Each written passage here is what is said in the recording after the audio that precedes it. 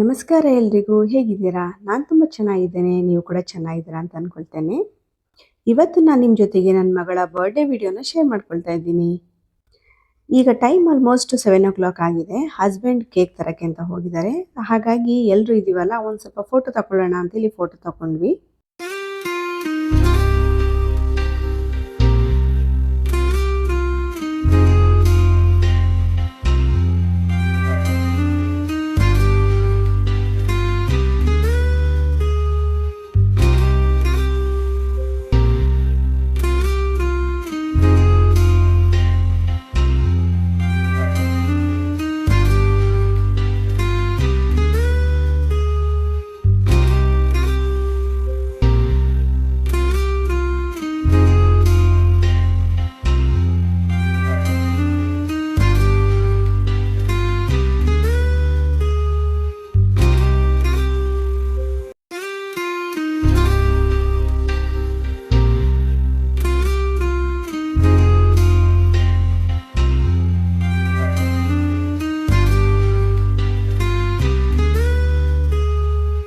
Cake cutting ಆಗಿದೆ.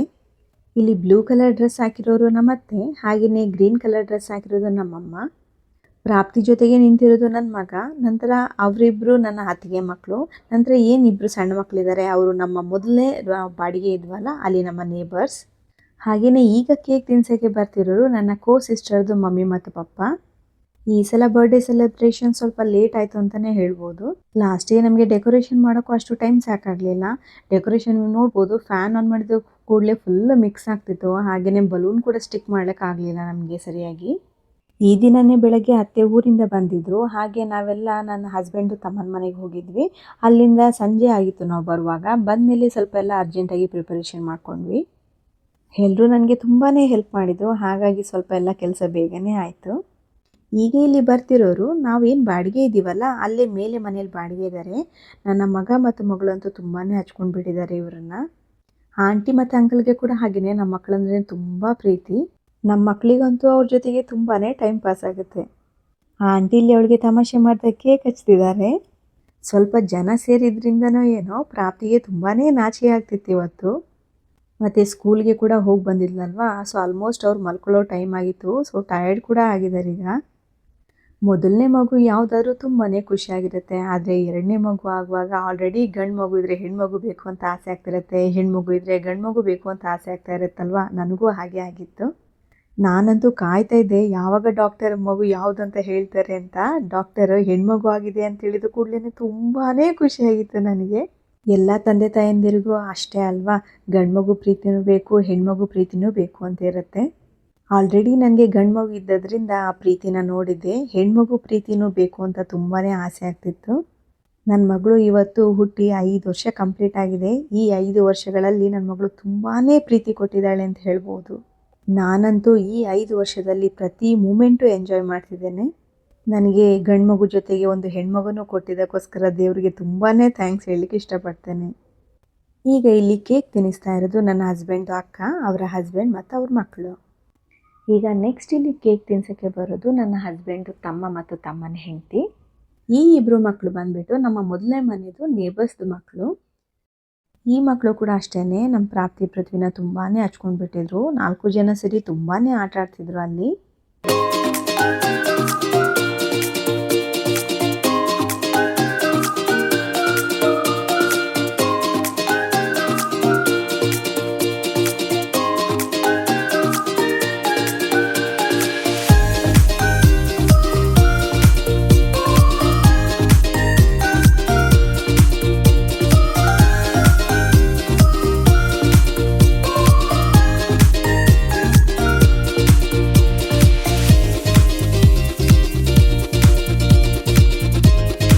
Cake cutting ನಂತರ ಇವ್ರದ್ದು ಡ್ಯಾನ್ಸ್ ಪರ್ಫಾರ್ಮೆನ್ಸ್ ಆಗ್ತಾ ಇತ್ತು.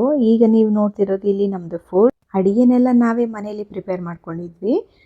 ಅಡುಗೆ ಮಾಡ್ಕೊಳ್ಳೋಕ್ಕೆ ತುಂಬಾ ಹೆಲ್ಪ್ ಮಾಡಿದರು. ನಾನಿಲ್ಲಿ ಲೆಮನ್ ರೈಸ್ ಮಾಡ್ಕೊಂಡಿದ್ದೆ ಮತ್ತು ಗೀ ರೈಸ್, ಹಾಗೆ ಎಲ್ಲ ತರಕಾರಿ ಮತ್ತು ಪನ್ನೀರ್ ಹಾಕಿ ಕೂರ್ಮ ಮಾಡಿದ್ದೆ. ಹಾಗೆಯೇ ಪರೋಟ ಅತ್ತೆ ಊರಿಂದ ತಂದಿದ್ದರು, ಅದನ್ನು ಜಸ್ಟ್ ಬಿಸಿ ಮಾಡ್ಕೊಳ್ಳೋದಾಯಿತು. ಹಾಗೆ ಗೋಬಿ ಮಾತ್ರ ಹೊರಗಡೆಯಿಂದ ತರಿಸ್ಕೊಂಡಿದ್ವಿ.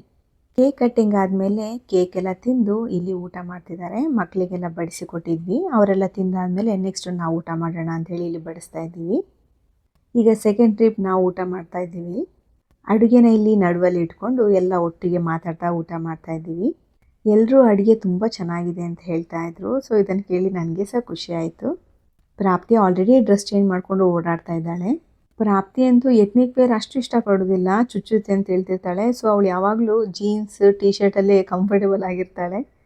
ಊಟ ಎಲ್ಲ ಮುಗಿಸ್ಕೊಂಡು ಜ್ಯೂಸ್ ಎಲ್ಲ ಕುಡಿದ್ವಿ ಮತ್ತು ಹಾಗೆ ಸ್ವಲ್ಪ ಮಾತಾಡ್ತಾ ಟೈಮ್ ಸ್ಪೆಂಡ್ ಮಾಡಿದ್ವಿ. ಇದು ಬಂದು ಕೇಕ್ ಕಟಿಂಗಿಗೆ ಅಂತ ಮೊದಲು ತೆಗೆದಿರೋವಂಥ ಕ್ಲಿಪ್ಪಿಂಗ್. ಸ್ವಲ್ಪ ಸಮಯದ ನಂತರ ಎಲ್ಲರೂ ಈಗ ಮನೆಗೆ ಹೊರಡ್ತಾ ಇದ್ದಾರೆ. ಅವರೆಲ್ಲ ಹೊರಟ ಮೇಲೆ ನಮ್ಮ ಪ್ರಾಪ್ತಿ ಬಂದು ಅವಳಿಗೆ ಏನು ಗಿಫ್ಟ್ಸ್ ಎಲ್ಲ ಬಂದಿದೆ ಓಪನ್ ಮಾಡಿ ನೋಡ್ತಾ ಇದ್ದಾಳೆ. ಇದು ಬರ್ಡೇ ದಿನದ ನೆಕ್ಸ್ಟ್ ಡೇ ವ್ಲಾಗ್. ಸೊ ಬೆಳಗ್ಗೆ ಆಲ್ರೆಡಿ ಈಗ ಮಕ್ಕಳೆಲ್ಲ ಸ್ಕೂಲಿಗೆ ಹೋಗಿದ್ದಾರೆ. ತಿಂಡಿ ಎಲ್ಲ ಆಯಿತು, ಪಲಾವ್ ಮಾಡಿದ್ದೆ, ಮತ್ತು ಅಮ್ಮನೂ ಊರಿಗೆ ಹೊರಟರು. ಸೊ ಹಾಗಾಗಿ ಈಗ ನಾನು ಮಾತ್ರ ಇದ್ದೇನೆ. ಮನೆ ತುಂಬ ಎಲ್ಲ ಕ್ಲೀನ್ ಮಾಡಲಿಕ್ಕಿದೆ. ನೋಡಿ ಬ್ಯಾಕ್ಗ್ರೌಂಡೆಲ್ಲ ಹೇಗಾಗಿದೆ ಅಂತ ಹೇಳಿ.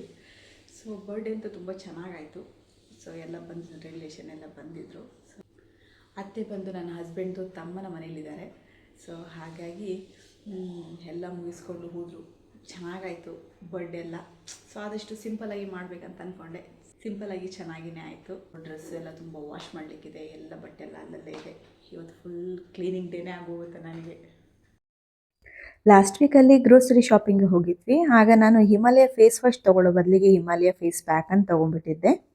ಮತ್ತೆ ಯಾಕೆ ಎಕ್ಸ್ಚೇಂಜ್ ಮಾಡೋದು, ಯೂಸ್ ಮಾಡ್ಕೊಳ್ಳೋಣ ಅಂತ ಇಲ್ಲಿ ಟ್ರೈ ಮಾಡ್ತಾ ಇದ್ದೀನಿ. ಇವತ್ತು ನನಗೆ ಸ್ಕಿನ್ ಯಾಕೋ ತುಂಬ ಡಲ್ ಆಗಿದೆ ಅಂತ ಅನಿಸ್ತಾ ಇತ್ತು. ಹಾಗಾಗಿ ನಾನು ಇಲ್ಲಿ ಫೇಸ್ ಪ್ಯಾಕನ್ನು ಅಪ್ಲೈ ಮಾಡ್ತಾ ಇದ್ದೀನಿ. ಮೊದಲಿಗೆ ಫೇಸ್ ವಾಶ್ ಮಾಡಿಕೊಂಡು ನಂತರ ಫೇಸ್ ಪ್ಯಾಕ್ ಅಪ್ಲೈ ಮಾಡಿಕೊಂಡೆ. ಅಪ್ಲೈ ಮಾಡಿ ಒಂದು 20 ಮಿನಿಟ್ಸ್ ಬಿಟ್ಟಿದೆ. ಅದು ಡ್ರೈ ಆದ ನಂತರ ಫೇಸ್ ವಾಶ್ ಮಾಡ್ಕೊಂಡು ಬಂದಿದ್ದೇನೆ. ಡಿಫ್ರೆನ್ಸ್ ನೋಡ್ಬೋದು ನೀವಿಲ್ಲಿ. ಸ್ಕಿನ್ ತುಂಬ ಫ್ರೆಶ್ ಆಗಿದೆ ಅಂತ ಫೀಲ್ ಆಗ್ತಾ ಇತ್ತು ನನಗೆ. ಇದಾಗಿತ್ತು ಇವತ್ತಿನ ವಿಡಿಯೋ. ಈ ವಿಡಿಯೋನ ಕೊನೆವರೆಗೂ ನೋಡಿದ್ದಕ್ಕಾಗಿ ಥ್ಯಾಂಕ್ ಯು ಸೋ ಮಚ್. ಇನ್ನೂ ಯಾರಾದರೂ ನನ್ನ ಚಾನೆಲ್ನ ಸಬ್ಸ್ಕ್ರೈಬ್ ಮಾಡ್ಕೊಳ್ಳದೆ ನೋಡ್ತಾ ಇದ್ರೆ ಪ್ಲೀಸ್ ಹೋಗಿ ಸಬ್ಸ್ಕ್ರೈಬ್ ಮಾಡ್ಕೊಳ್ಳಿ. Thank you all.